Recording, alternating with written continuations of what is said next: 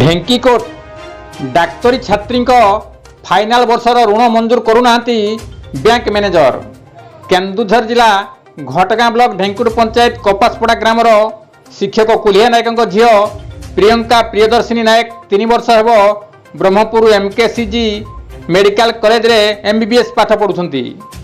एथिपाई से ढेंकुट bank of India शाखार study ऋण करी पाठ पढ़ुछंती।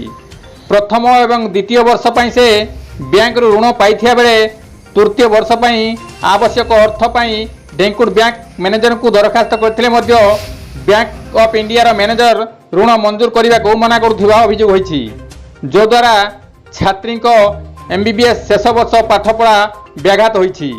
एणु एथिप्रति बैंक उच्च कर्तृपक्ष एवं जिलापाल तुरंत विहित पदक्षेप नेबाकू छात्री जनक निवेदन करिसेंती। गोविंद राउत का रिपोर्ट, केडी न्यूज।